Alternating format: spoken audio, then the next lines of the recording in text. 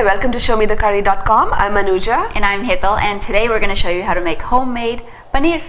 Oh, but wait, hold on. For 99 cents more, we're going to actually show you how to make Masala Paneer. So just take it a little further ahead and Masala Paneer. So Paneer and Masala Paneer. Right. So it's such a simple recipe. There's really not that many ingredients, but we have a pot right here with milk that we're going to boil, and we're using 8 cups of milk, whole milk, to start our paneer. So real quick tip before we get started, we actually took the pot that we're going to be boiling the milk in, just put a little bit of water, just swished it around, kind of made it wet so that the milk doesn't stick and burn at the bottom of the pan. So we have 8 cups of milk and we're going to turn it on. So we're patiently going to wait for it to boil and keep stirring it in between so it doesn't burn at the bottom.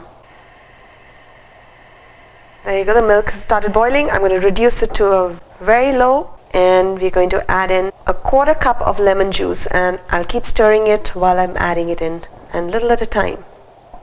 You should see the milk separating and a greenish whey coming out.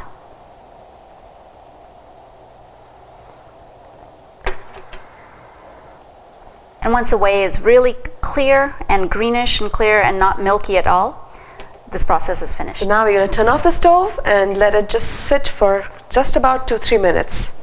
So to make paneer, we're going to need a muslin cloth. This is just like a cotton cloth, and it's not really cheesecloth because it has a thicker weave. It's not as see-through. And what we've done is we've just rinsed it in water and squeezed out all the water, just so any lint or anything else that's on there will go away. And we have a colander right here over our sink. Just going to spread this out. And here's our pot of the milk solids and the whey, which have been separated. I'm just going to pour this into the cheesecloth. Be careful, it's very hot.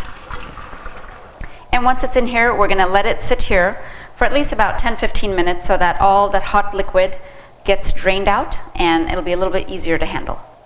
So once it's cool enough to handle, we can gather the sides, and if you have a large tap, you can either hang it on the tap and let the water drain out by itself. If you're in a rush, you can squeeze it also, but liquid is still a little hot, so be careful. And you should let it hang for at least about 30 minutes to an hour, just to make sure that all the moisture is gone. So it's been half an hour, we've had our paneer hanging, and here's what it looks like. You can take it out from the cloth. You can either, just let it set like this, but since we promised we'd make some masala paneer, we're going to take out all the paneer from here, put it in a bowl, and add some spices to it. Now when you're setting paneer, there's several different ways you can do this. A lot of time the paneer is crumbly on the inside, so one of the ways, I know a lot of people have written saying their paneer tends to fall apart when they're using it. So one of the ways to prevent it is you can put it in the food processor actually and just let it go, and it becomes the consistency of a dough. So you can knead it and then press it into a pan and make your paneer cubes. You can also add a little bit of all-purpose flour, just a little bit, about a teaspoon or a teaspoon and a half, while you're kneading it, and that really acts as a binding agent and holds it. But it's not always necessary. I know a lot of people are opposed to using a little bit of flour in there, but it's going to get cooked anyway. So if you want to do that and you're having issues with your paneer crumbling apart, then that's another way to keep it from doing it. But definitely, I think any of those things you do, just make sure you don't overwork the paneer, because then it's going to get chewy and tough. So you don't want that. You want that lightness and the fluffiness of the paneer to be intact. So here it is. We're just going to break it up a little bit. So first things first, we're going to add a little bit of salt. And here we have some masala. And in this masala, what we have is cumin seeds and red chilies, whole red chilies. And what we did was just took a skillet and dry roasted both of them together and then pulsed it in a little spice grinder. So basically, it's roasted cumin and roasted red chilies. And this, of course, is to taste. You can add as much or as little as you like. And again, don't overwork the paneer. I'm just going to crumble it in. It doesn't have to be all over, just like a few surprises here and there is absolutely fine. And finally, we have some chopped cilantro. You can put in there and just work it in. Now I'm just going to knead it. So to set our paneer, we just have a small tray. It can be anything. It can be a glass tray. It can be a baking dish, but you just want a small tray. And we've just lined it with some plastic wrap, so that when we put the paneer in there and we're ready to take it out, we can just pull it out and not dig for it. All right, so here's a prepared dish. We're going to just put it in here, and then we're just going to flatten it out. And the other option, of making it flat is you just take your paneer, just square off the plastic wrap, and just use a rolling pin and square it off.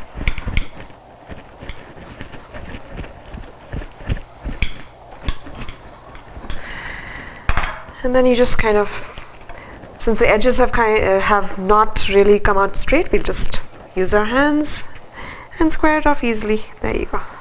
So how beautiful does that look? So now we're going to keep it in the fridge and let it settle down for at least about an hour or 2 hours, and it should be firm and ready to use.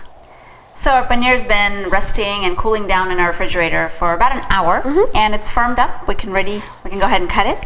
And you can use a knife or a pizza cutter, and you can make the paneer sizes as big or as small as you want. So that's it. So the good thing about the cling wrap is it's easy to pull out. Now, to use paneer, usually you have to either stir fry it in a little bit of oil, or you can even deep fry it in oil, and it just kind of seals everything in place, and then you use it in dishes like palak paneer or matar paneer. And you can even bake it in the oven and have little tandoori paneers, or it's absolutely. lot of options. You want to try some? Yeah, absolutely. It's raw. It needs to be cooked, but the cumin, it's like a pleasant surprise. Yes. You bite into a cilantro, and it's fresh.